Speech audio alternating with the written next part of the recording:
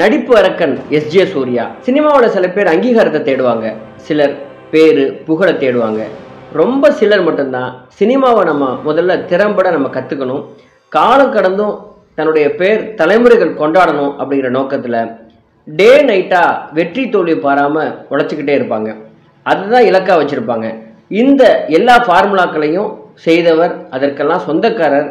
கடந்த சில ஆண்டுகளாக திரையில் தோன்றினாலும் மற்ற நடிகர்களை பார்க்க விடாமல் தன்னை மட்டுமே கவனிக்க வைக்கக்கூடிய ஒரு மேஜிக் செய்கிறவர் நடிப்பு அரக்கன் நடிகர் எஸ்.ஜே. சூர்யா அவர்கள். திரையரங்கை விட்டு ரசிகர்கள் வெளியே வரும்போது படம் எப்படிப்பா இருந்தது அப்படின்னு கேட்டால், எஸ்.ஜே. சூர்யாவின் நடிப்பு ரொம்ப நல்லா இருந்துச்சுங்க அப்படின்னு சொல்கிற அளவுக்கு அவர் வளர்ந்திருக்கிறார்.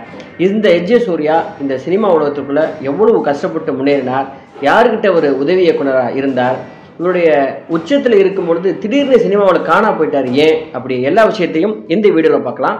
இது ஆர்.எஸ். ராஜா டாக்கீஸ். இதுவரை இந்த சேனலை நீங்கள் சப்ஸ்கிரைப் பண்ணலன்னா சப்ஸ்கிரைப் பண்ணிட்டு ஒரு லைக்கையும் போட்டுவாங்க. சம்மனசு பாண்டியன் ஆனந்தம் தம்பதியின் மகனான எஸ்.ஜே. சூர்யாவோட இயற்பெயர் சம்மனசு ஜஸ்டின் செல்வராஜ். இவர் 1968 ஜூலை 20 பிறந்தார். இவரது சொந்த ஊர் சங்கரன் கோவில் பக்கத்தில் இருக்கிற வாசுதேவ நல்லூர். இவங்க பெற்றோர் 2 பேருமே ஆசிரியர்கள். எஸ்.ஜே. சூர்யா சொந்த ஊரில் படிச்சுட்டு இருக்கும்போது சினிமா மீது அவருக்கு திடீர்னு ஒரு ஆர்வம் ஏற்பட்டது. அவர் 10ஆம் வகுப்பு படிக்கும் போதே என்னை யாரும் தேட வேணாம் அப்படின்னு ஒரு லெட்டர் எழுதி வச்சுட்டு சென்னைக்கு ஓடி வந்திருக்கிறார். அதற்கப்புறம் அவங்க பெற்றோர் அவரை தேடி கண்டுபிடிச்சி சமாதானப்படுத்தி வீட்டுக்கு அழைச்சிட்டு போனதாக அவர் பல தொலைக்காட்சி நேரங்களில் அவரே கூறியிருக்கிறார். சினிமா கனவுகளில் மிதந்தவர் அதை அப்படியே விட்டு விடாமல் சென்னை லயோலா கல்லூரியில் பட்டப்படிப்பு படித்துக்கொண்டே சனி ஞாயிறு விடுமுறைகளில் பல இயக்குநர்கள்ட்ட வாய்ப்பு கேட்டு அவங்க வாசற்படியிலேயே நின்றுருக்கிறாரு. எங்கும் வாய்ப்பு கிடைக்காத போதும் அவர் சோர்ந்து போகவே இல்லை. இயக்குனர் வசந்த் அவர்கள் ஆசைப்படத்திற்காக டெல்லியில் ஷூட்டிங்கில் இருக்கும்போது அப்போ ஒரு நாய்க்குட்டி தேவைப்பட்டிருக்குது. அந்த நாய்க்குட்டியை சென்னையிலிருந்து டெல்லிக்கு ரயிலில் கொண்டு போகிறதுக்கு ஒரு நபர் தேவைப்பட்டிருக்கிறாரு.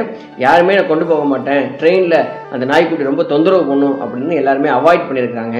அப்போதான் இந்த சினிமாவில் நுழையிறதுக்கு ஏதாவது வாய்ப்பு கிடைக்காதான்னு தேடிட்டு இருந்த எஸ்.ஜே. சூர்யா அவர்கள் இதை ஒரு வாய்ப்பாக பயன்படுத்தி எப்படியாவது வசந்த் சார்கிட்ட உதவி இயக்குனராக சேர்ந்துடணும்னு அந்த நாய்க்குட்டியை படாத பாடுபட்டு ட்ரெயினில் அழைச்சிட்டு டெல்லிக்கு போயிருக்கிறாரு. அந்த வாய்ப்பை பயன்படுத்தி தான் இயக்குனர் வசந்த் அவர்களிடம் உதவியாளராக சேர்ந்திருக்கிறார். அஜித் சிம்ரன் நடிப்பில் வாலி திரைப்படத்தையும் விஜய் ஜோதிகா நடிப்பில் குஷி திரைப்படத்தையும் இயக்கி தமிழ் சினிமாவிற்குள்ள இயக்குனராக நுழைந்தார் எஸ்.ஜே. சூர்யா அவர்கள். தமிழ் சினிமாவின் மைல்கல் அப்படின்னு இந்த 2 திரைப்படத்தையும் இப்போ வரைக்கும் கூறலாம். வித்தியாசமான ஒளிப்பதிவு, இளைஞர்களை கட்டி போடும் காதல் காட்சி, இதுவரைக்கும் தமிழ் சினிமா கேட்டிராத இசை அப்படின்னு திரைப்படங்கள்ல அவர் பண்ண பல நுணுக்கமான விஷயங்கள் இன்றளவும் பேசப்பட்டு வருகிறது. வாலி திரைப்படத்துல அஜித் அவர்கள் ஏற்று நடித்த அந்த இரட்டை வேடம் தமிழ் சினிமா இருக்கும் வரை பேசப்பட்டு கொண்டே இருக்கும். அதே போல குஷி திரைப்படத்துல காதலர்களுக்கு இடையே இருக்கிற அந்த ஈகோ தமிழ் சினிமா ரசிகர்களுக்கு பார்க்காத ஒரு புது ட்ரீட்மெண்டா இருந்ததுன்னு தான் சொல்லணும். இளைஞர்களுக்கு மிகவும் பிடித்த காதல் திரைப்படங்களின் வரிசையில் குஷி எப்பொழுதுமே நம்பர் 1 இருக்கும். குஷி திரைப்படத்தின் மாபெரும் வெற்றியை தொடர்ந்து அந்த திரைப்படம் தெலுங்கு மற்றும் இந்தியில் ரீமேக் செய்யப்பட்டிருக்கிறது. எதிர்பார்த்தபடி தெலுங்குல குஷி திரைப்படம் மிகப்பெரிய ஹிட்டு. ஆனால் இந்தியில் சரியான வரவேற்பு கிடைக்கல. இயக்குனராக ஜொலித்த எஸ்.ஜே. சூர்யா நடிப்பிலையும் ஆர்வம் காட்ட தொடங்கினார். இவர் எதற்காக சென்னைக்கு வந்தார்னா, அவர் நடிப்பதற்காக தான் சென்னைக்கு வந்தாருன்னு அவர் பிற்காலத்தில் தன்னுடைய எல்லா பேட்டிகள்லையும் சொல்லியிருக்கிறார். நியூ திரைப்படத்தை அவரே இயக்கி ஹீரோவாகவும் அறிமுகமானார். அப்போ இவரை பார்த்து இந்த முகத்துக்கெல்லாம் நடிப்பு தேவையா, இவரெல்லாம் எப்படி ஹீரோ ஆகலான்னு கிண்டல் பண்ணாத கூட இல்லை. அந்த திரைப்படத்தில் எஸ்.ஜே. சூர்யாவுக்கு ஜோடி சிம்ரன், அது இன்னும் ரொம்ப கேலி செய்யப்படக்கூடிய ஒரு விஷயமா மாறிடுச்சு. நியூ திரைப்படத்தின் போஸ்டர் வெளியான போது சினிமா வட்டாரத்தில் மிகவும் பரபரப்பாக பேசப்பட்டது. அதை தொடர்ந்து அன்பே ஆறுகிறே, கல்வனின் காதலி, வியாபாரி உள்ளிட்ட திரைப்படங்களிலும் நண்பன் திரைப்படத்திலும் சிறிய வேடம் ஏற்றும் முழு நேர நடிகராகவும் வலம் வந்தார். இந்த நியூ திரைப்படத்திலோட வெற்றி மிகப்பெரியதாக இருந்தாலும் அதை தொடர்ந்து நடித்த எந்த படமும் இவருக்கு சரியா போகல. அதனால மேலும் அவ்வப்போது இவர் சர்ச்சைகளையும் சிக்கினார். நிறைய சறுக்கல்களையும் அவர் சந்திக்க வேண்டியது இருந்தது. சினிமா இதுதான் அப்படின்னு யாராலும் கணிக்க முடியாது. ரசிகர்களின் நாடி துடிப்ப கற்பனை உலகளை சரியா எந்த ஒரு கலைஞனும் ஒரே அளவில் கணிச்சு வச்சிருக்க முடியும் அப்படின்னு நம்ம சொல்லவே முடியாது. அந்த வகையில் தான் எஸ்.ஜே. சூர்யா சில திரைப்படங்களில் சறுக்கினாலும் மீண்டும் அந்த பழைய இடத்துக்கு வர்றதுக்காக இசை அப்படிங்கிற ஒரு படத்தை இயக்கினார். ஆனாலும் அந்த படம் அவருக்கு பெரிதாக கை கொடுக்கல. வை ராஜாவை, யட்சகன் உள்ளிட்ட திரைப்படங்களில் ரொம்ப சின்ன வேடங்களில் நடித்தார். தொடர் சறுக்கல்களாலும் சரியான பட வாய்ப்புகள் இல்லாததாலும் கொஞ்ச காலம் எஸ்.ஜே. சூர்யா சினிமா வட்டாரங்களில் தென்படவே இல்லை. ஏறக்குறைய அனைத்து பத்திரிகைகளும் சினிமாவில் இருக்கிற ஒவ்வொருவரும் எஸ்.ஜே. சூர்யா ஃபீல்டு அவுட்டு, இனிமேல் காணா போயிட்டார், அவ்வளோதான் அப்படின்னு எழுத ஆரம்பித்தாங்க. கலைஞனுக்கு அழிவே கிடையாது அப்படிங்கிற மாதிரி இறைவி திரைப்படத்தில் ஒரு அழுத்தமான கதாபாத்திரத்தில் நடிக்க வைத்தார் இயக்குனர் கார்த்திக் சுப்புராஜ் அவர்கள். எஸ்.ஜே. சூர்யா மீண்டும் தன்னுடைய திரை பயணத்தை ஆரம்பித்தார். எஸ்.ஜே. சூர்யாவின் சினிமா கிராஃப்டில் இறைவி திரைப்படம் அவரது 2வது இன்னிங்ஸ் அப்படின்னு தான் நம்ம கூறணும். அந்த திரைப்படத்தில் முதல் திரைப்படம் ஹிட்டு கொடுத்துட்டு 2வது திரைப்படத்தை ரிலீஸுக்கு கொண்டு வர பாடுபடும் சினிமா இயக்குனர் கதாபாத்திரத்தில் வெளுத்து வாங்கியிருப்பார் எஸ்.ஜே. சூர்யா. உறவு சிக்கல், மனைவியுடன் தகராறு, பிரச்சனையின் காரணமாக எப்பொழுதும் குடிக்க அடிமையான ஒரு நடுத்தர வயதுள்ள ஆணை நம்ம கண் முன்ன அப்படியே கொண்டு வந்தார் எஸ்.ஜே. சூர்யா. மீண்டும் அனைத்து பத்திரிகைகளும் எஸ்.ஜே. சூர்யா பற்றியும் அவரது நடிப்பு திறன் பற்றியும் புகழாரம் சூட்ட தொடங்கின. வழக்கம் போல இறைவி திரைப்படத்தை தொடர்ந்து எஸ்.ஜே. சூர்யா நடித்த திரைப்படங்கள் அத்தனையும் அதிரடி ஹிட்டு திரைப்படங்கள்.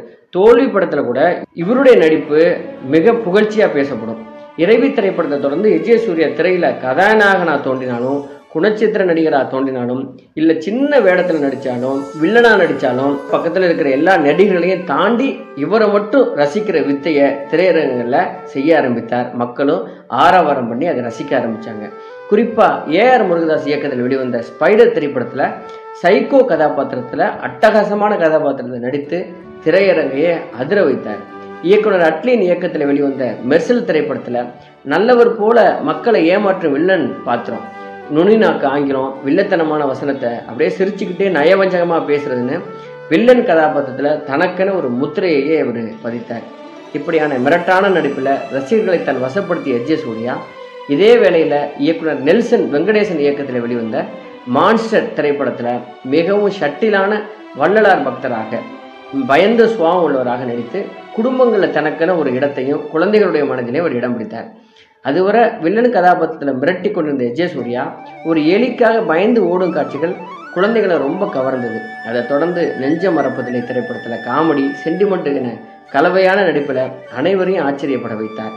இயக்குனர் வெங்கட் பிரபுவோட இயக்கத்தில் வெளிவந்த டைம் லூப் திரைப்படமான மாநாடு திரைப்படத்தில் கதாநாயகன் செம்புவையும் தாண்டி அவரது துருதுருப்பான நடிப்பாலும் கதாபாத்திரத்தை உணர்ந்து ஆக்ரோஷமாக அவர் கூறும் வந்தான் சுட்டான் ரிப்பீட் வசனம் ரசிகர்களை ரொம்ப கட்டி போட்டது. இணையம் முழுவதும் மாநாடு திரைப்பட வசனங்களில் ஹீரோ பேசுகிற வசனங்களோட எஸ்.ஜே. சூர்யா பேசுகிற வசனங்கள் ட்ரெண்ட் ஆயின. குழந்தைகள் முதல் பெரியவர் வரை கொண்டாடி தீர்த்தனர். தலைவரே தலைவரேன்னு அவர் பதறும் காட்சிகள் அனைவரையும் சிரிப்படையில் ஆழ்த்தியிருக்குது. மார்க் ஆண்டனி திரைப்படத்தின் ட்ரெய்லர் வெளியானது முதலே ரசிகர்களின் எதிர்பார்ப்பு பட்டியலில் இருந்த மார்க் ஆண்டனி திரைப்படம் சமீபத்தில் வெளியாகி பிளாக் பஸ்டர் ஹிட் ஆகியுள்ளது. அதற்கு காரணம் எஸ்.ஜே. சூர்யா மட்டும்தான்னு நம்ம எல்லாருக்குமே தெரியும். இதில் ரெட்டை வேடம் ஏற்று நடித்துள்ள எஸ்.ஜே. சூர்யா காதல், காமெடி, கோபம், சண்டை காட்சி அப்படின்னு எல்லாத்திலையுமே தனக்கென ஒரு முத்திரையை பதித்திருக்கிறார். இந்த எஸ்.ஜே. சூர்யா வருங்காலங்களில் இவருக்கு என்ன விதமான கதாபாத்திரம் கொடுத்தாலும் வெளுத்து கட்ட போகிறாரு அப்படிங்கிற எதிர்பார்ப்பு எல்லா ரசிகர்களுக்கும் இப்பயே இருக்குது. அவர் அதையும் பூர்த்தி செய்கிற ஒரு மிகச்சிறந்த நடிகராகவே உருமாறி கொண்டிருக்கிறார். இந்த எஸ்.ஜே. சூர்யா அவர்கள் இன்னும் திருமணமாகாதவர். இந்த எஸ்.ஜே. சூர்யா அவர்கள் கலையை அவ்வளவு நேசிக்கிறவராக இருக்கிறதுனால தான் இந்த திரையுலகமும் ரசிகர்களும் எஸ்.ஜே. சூர்யாவை தன்னுடைய தலையில் தூக்கி வைத்து கொண்டாடி கொண்டிருக்கிறார்கள். இந்த வளரும் கலைஞனான மாபெரும் கலைஞன் எஸ்.ஜே. சூர்யாவின் வாழ்க்கையில் இருக்கிற சுவாரஸ்யமான விஷயங்கள் இதுவே. நன்றி, வணக்கம்.